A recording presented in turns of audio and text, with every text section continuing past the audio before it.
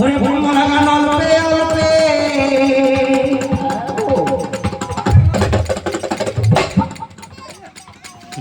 আজ আমি রেখে দিয়ে যাই। প্রথমে দেবীর চরণেতে প্রণাম জানাই, এবার বাবা ভুলে আমার রয়ে গেল পাশে। বাবাকে প্রণাম জানাই, বাবাকে প্রণাম জানাই আমি সবাই শেষে। এবার নররূপী নারায়ণ সব এসেছেন আসলে। আজ দশজনকার চরণ ভুলে তুলে নিচ্ছি শিরে। এটা ছন্দ কথা কবি গানে ছন্দ করা যায়, ছন্দ শুনে না থাকলে কবি হবে না। কারণ পাশনে কি সাম্রাজ্যের ভেতর নেব, আর ছন্দ সরে আসর একে পরিবেশন করব।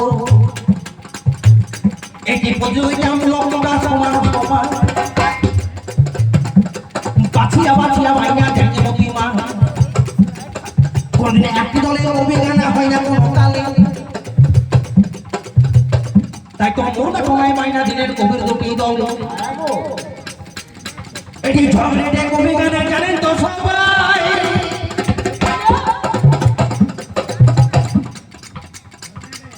এইবারে আমরা দুজন লাগি বললো নাই, প্রথম বছরে ওদের হবে দেখা দেখি,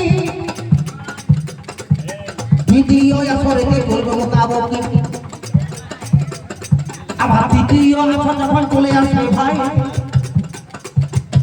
আমাদের মারামারি হতে পারে, ছাড়াবার কেউ নাই। চতুর্থ আসর যখন হবে উপনীত, আমরাও দুই বন্ধু হই মিলিত। তবে কেমন করে ওই আসরে নিমন্ত্রণ পাই,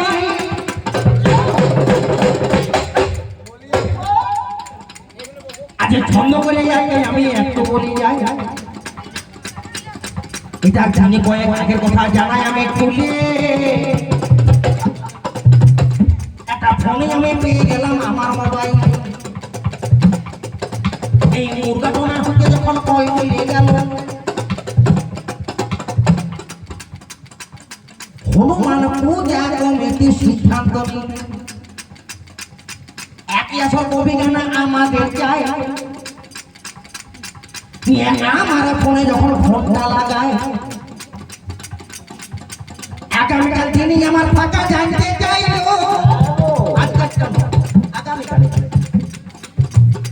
কিন্তু আগামীকাল ডেটি আমার ফাঁকা নাই ছিল, অন্য জায়গায় আমাদের জানে আছে ভাই।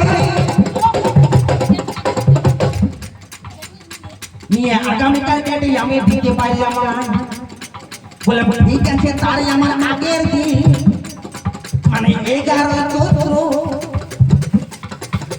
26 মাস আমার দিন ফাঁকা হল। নিয়ে কমিটি তারপরে কর্ম করিল, একদিনে পরে আমার পূজা করে হয়। আবার ফোন করে সন্ধ্যা বেলায় বলছে সেই দিনে ঠিক আছে গান গাইতে হবে, সেই দলটা আসাতে হবে, সেই দিনে আপনাদের গান করা যায়। তবে টাকা পয়সায় আমরা বেশি দিতে পারিব না, একে আমাদের ছোট মুরগা টোনাটা বেশি বড় গ্রাম না, ছোট গ্রাম। চাঁদা পাতা কম হয়ে গেল, তাহলে তার জন্য আপনাকে কম দিতে হইল। আমি তখন আমার মনে চিন্তা করি, টাকা দিলে কি ভাই আমার এসে যাই ধরব, কারণ বহু জায়গায় বহু টাকা ঠাকুরের দয়াতে ইনকাম করিলাম। আসবো বলে যখন কথা দিয়ে দিলাম, আজকের দিনটি যখন ঠিক হয়ে গেল, মাগো পর পর রাত্রি জায়গায় উপসদা দল প্রত্যেকে নাই আমরা বাইরে কাটাই। গতকালে আমাকে আমরা ছিলাম কোথায়, গতকাল কেন করুন হইল সেটা কাদের